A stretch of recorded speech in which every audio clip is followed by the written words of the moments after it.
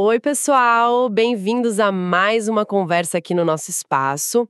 Hoje a gente mergulha num tema, olha, fascinante mesmo, como a psicanálise lê os desenhos. Sabe, especialmente os das crianças. Um tema e tanto, né?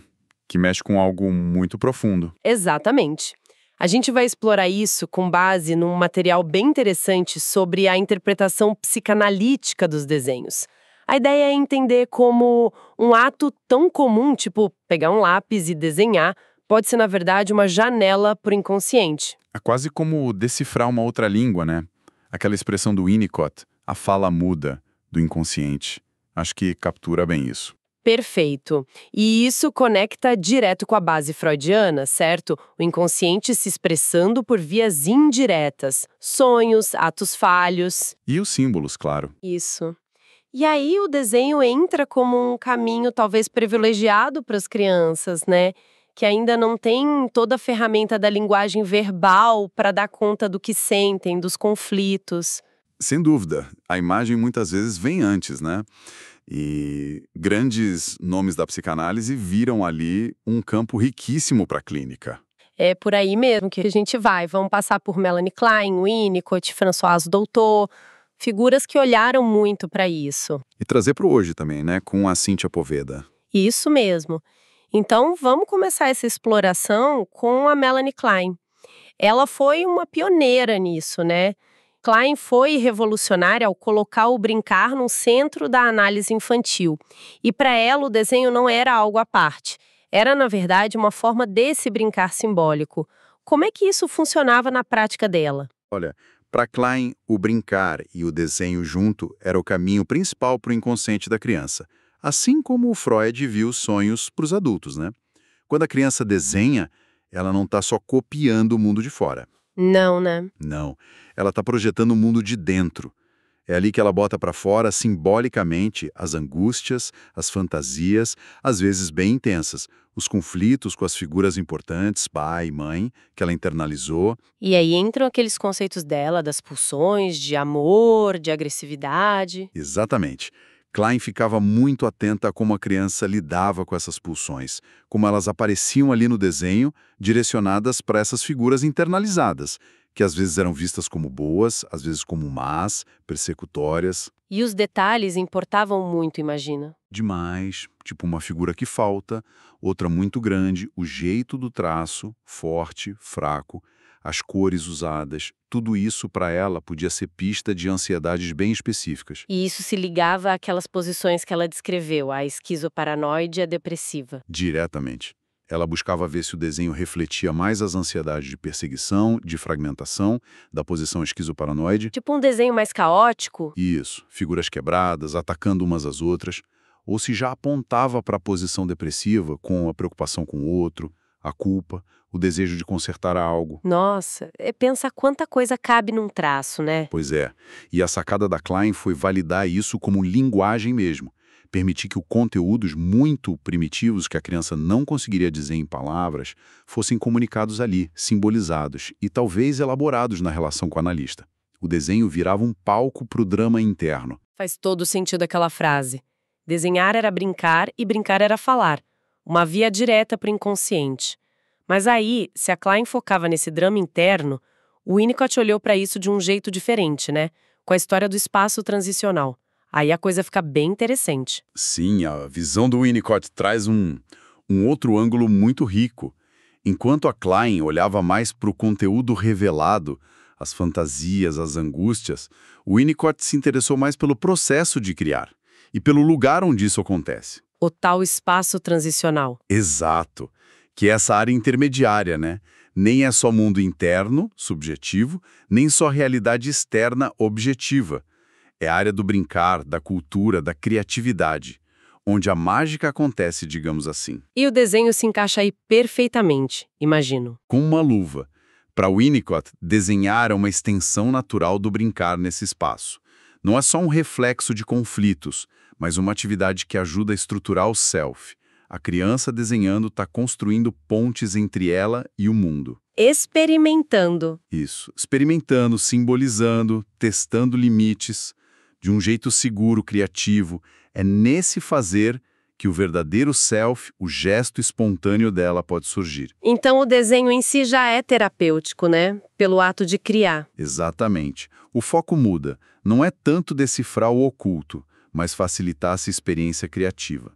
O analista vira um parceiro no brincar que segura as pontas, né?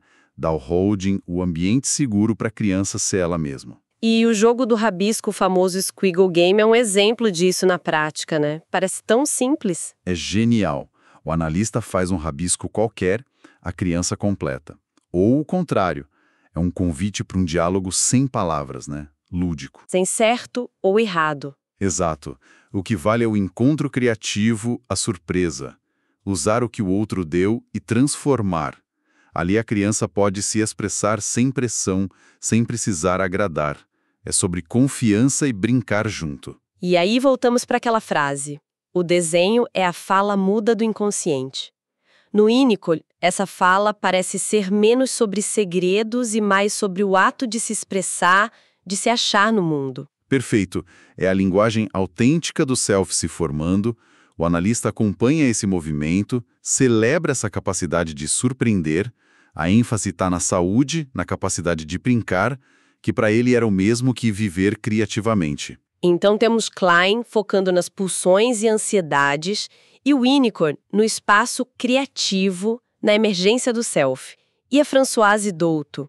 Ela também trabalhou muito com crianças. Como ela entra nessa conversa? Parece que ela deu um peso ainda maior para o desenho como comunicação, né? Sim, a Douto, com aquela formação única de pediatra e psicanalista, ela focou muito nessa dimensão de comunicação, de símbolo, no desenho. Para ela, o desenho da criança não era só um registro, um sintoma.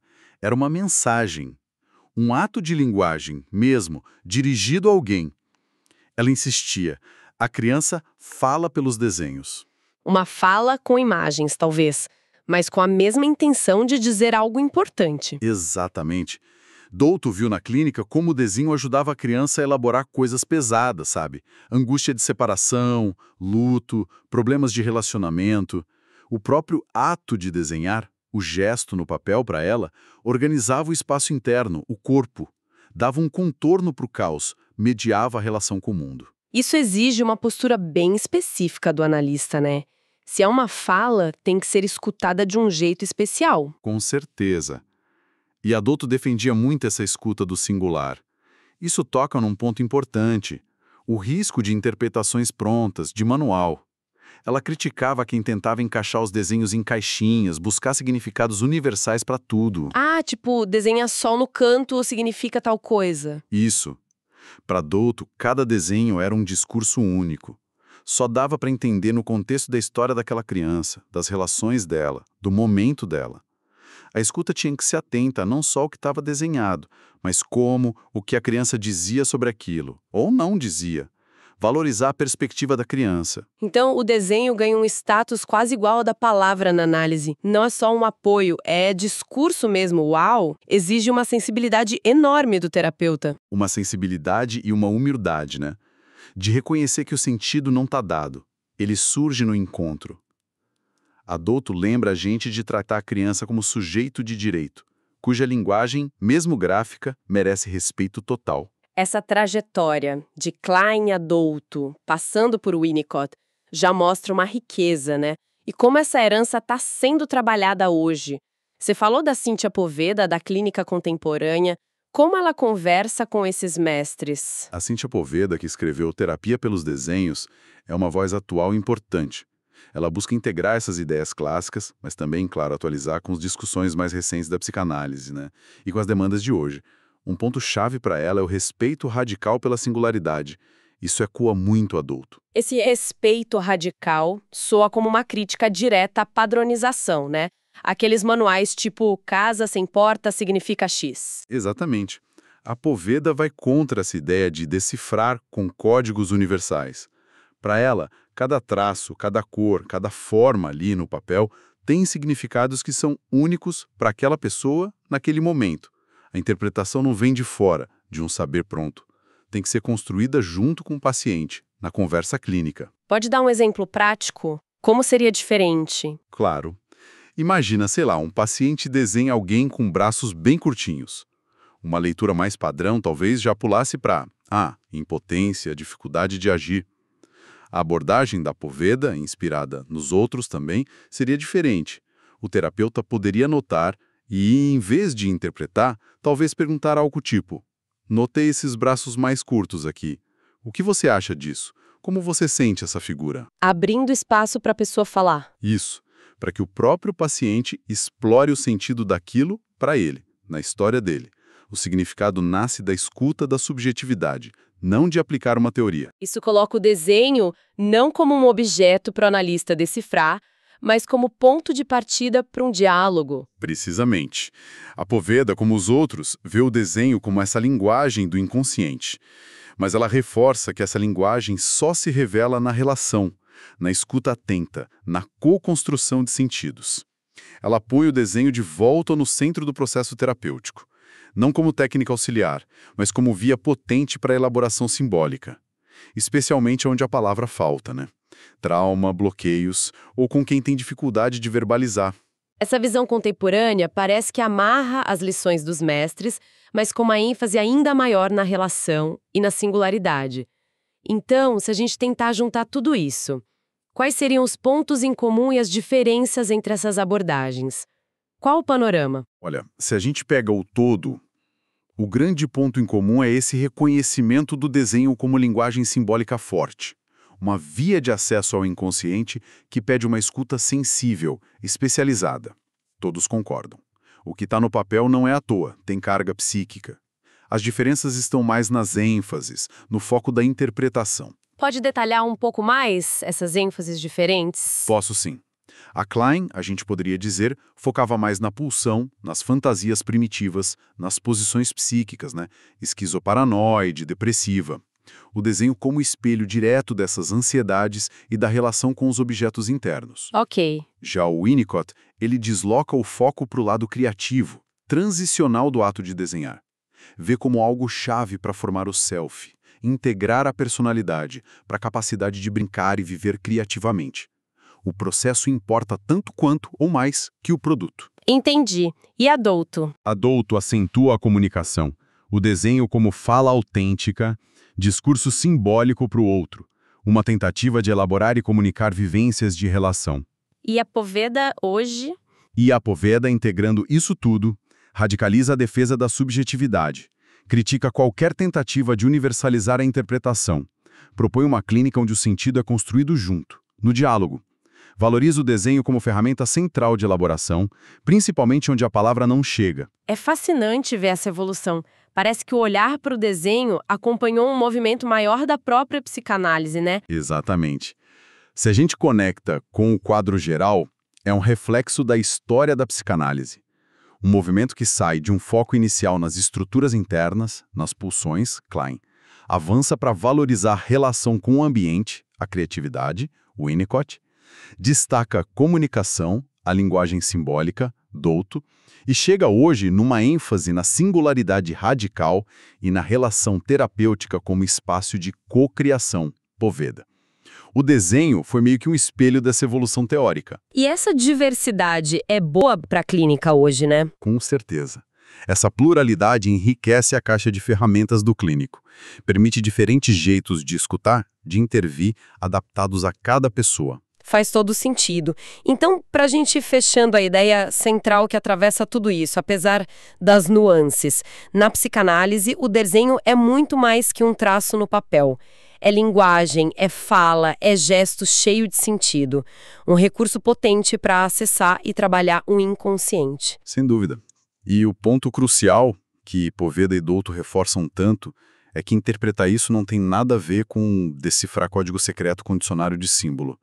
É fundamentalmente entrar em diálogo com a subjetividade única que está ali, naquelas formas, cores, traços.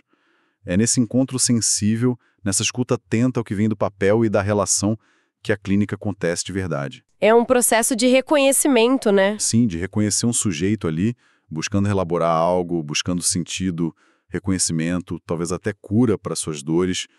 Quando o inconsciente ganha cor e forma assim, a psicanálise encontra um caminho muito criativo e, olha, potencialmente transformador. E a relevância disso vai além do consultório, não acha? Para quem nos ouve, mesmo fora da área, Ter essa noção pode dar uma lente diferente para olhar a expressão infantil no dia a dia. Ver um desenho de criança não só como rabisco, mas como uma possível comunicação complexa. Com certeza. Valoriza a riqueza da comunicação não verbal, da expressão criativa em qualquer idade. Pode deixar a gente mais atento às sutilezas do que as crianças e talvez nós mesmos comunicamos além das palavras. E isso me leva a uma última provocação. Algo para a gente pensar depois daqui, inspirado por essa conversa toda, mas que vai um pouquinho além do que a gente leu. Se o desenho infantil é essa fala muda, tão rica, tão cheia de significado inconsciente, será que as nossas próprias expressões não verbais, de adulto, sabe, aqueles rabiscos que a gente faz sem pensar numa reunião, nossas escolhas estéticas, pequenos gestos criativos, até o jeito como a gente organiza as coisas, será que isso tudo também não poderia ser janela para o nosso mundo interno? Como será que essa fala muda continua se manifestando na gente depois da infância, de jeitos que a gente nem nota? Fica aí a reflexão. E com essa pergunta no ar, a gente encerra a nossa conversa de hoje. Muito obrigada pela companhia e pela escuta.